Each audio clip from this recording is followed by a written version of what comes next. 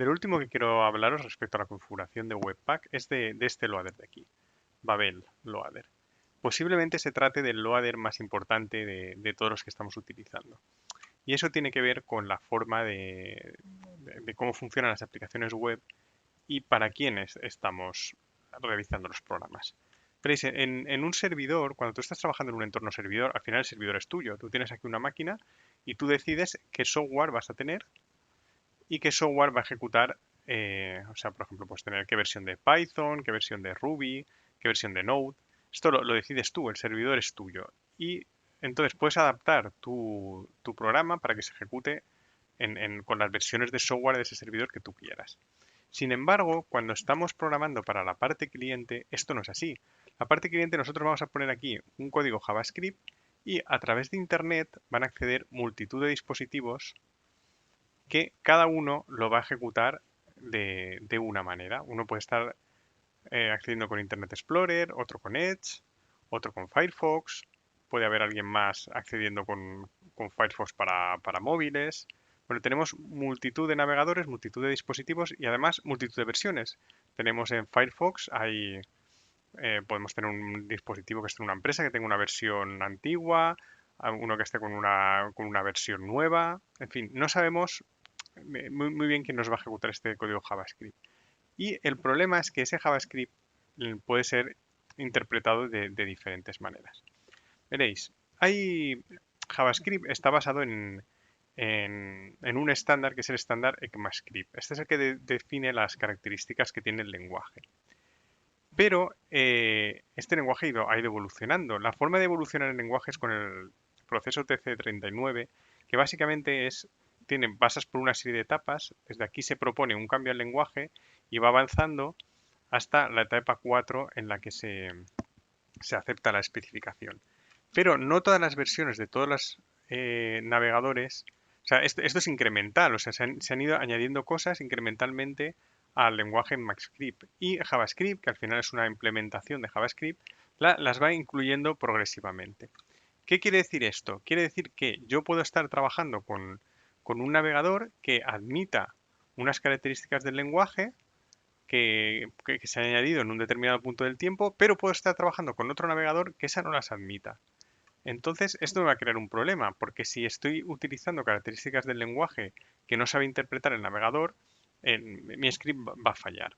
Entonces, fijaos, hay una tabla aquí, hay una web que se llama Can I Use, que me ayuda un poco con todo esto. Por ejemplo, una de las últimas características del lenguaje es este operador, ¿vale? A ver si lo puedo buscar. No, a ver, exacto. A ver, que lo ponga bien. El de Optional Chaining Operator. Entonces, esto me está diciendo, esta web lo que me está diciendo es qué versiones de los diferentes navegadores lo soportan. Entonces, por ejemplo, yo tengo esto de aquí, me está diciendo estos son los diferentes navegadores y estos son las versiones de los navegadores. Entonces, aquí en verde quiere decir que está implementado, en rojo quiere decir que no está implementado. Y hay algunas con soporte parcial. Entonces, por ejemplo, si yo estoy usando esta característica de lenguaje en JavaScript, solamente van a poder acceder el 91,81% de los usuarios. Aquellos que estén accediendo con un browser de Android que no esté en la versión 95, pues no van a poder acceder.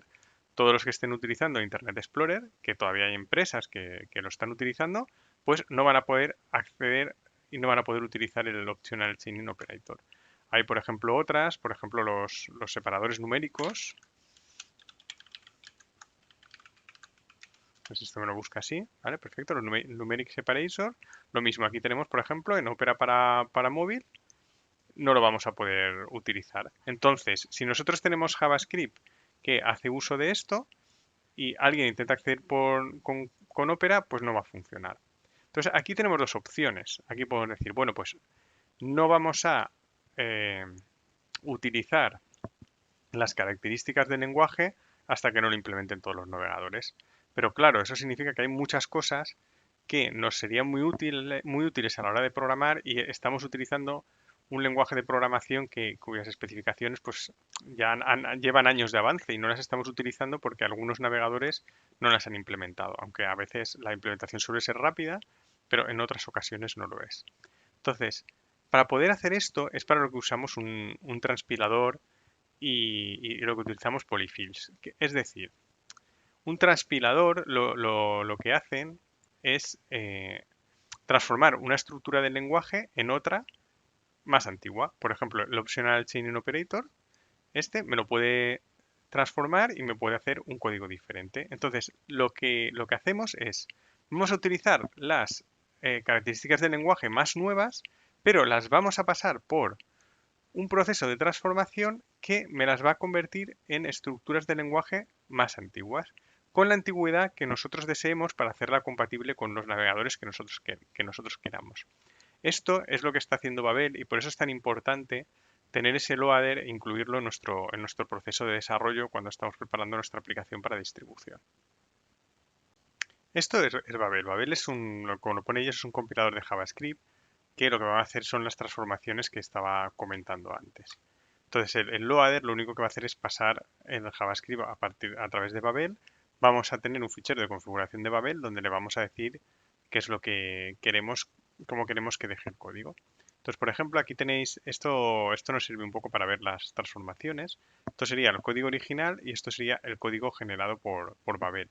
Aquí puedo jugar pues, con varias opciones de configuración. No voy a entrar demasiado porque no quiero, no podemos entrar demasiado con esto en el curso, pero aquí en los targets le podemos decir cuáles son los navegadores para los que quiero trabajar. Y esto hay muchas formas de indicarlo. Por ejemplo, tenemos aquí, podemos decirle, pues, los que tengan más del 5% de uso, o las últimas dos versiones de los navegadores, o Node 10. O sea, tenemos aquí todo un lenguaje para especificar los navegadores que queremos. Entonces, en función de eso, de algunos presets que tienen y demás, que luego veremos lo que es, los plugins y los presets, me va a transformar el código. Entonces, por ejemplo, si yo utilizo el de Optional Chaining Operator, por ejemplo, este de aquí, esto lo que hace es que si A es null, no me va a dar un error cuando intento acceder a la propiedad.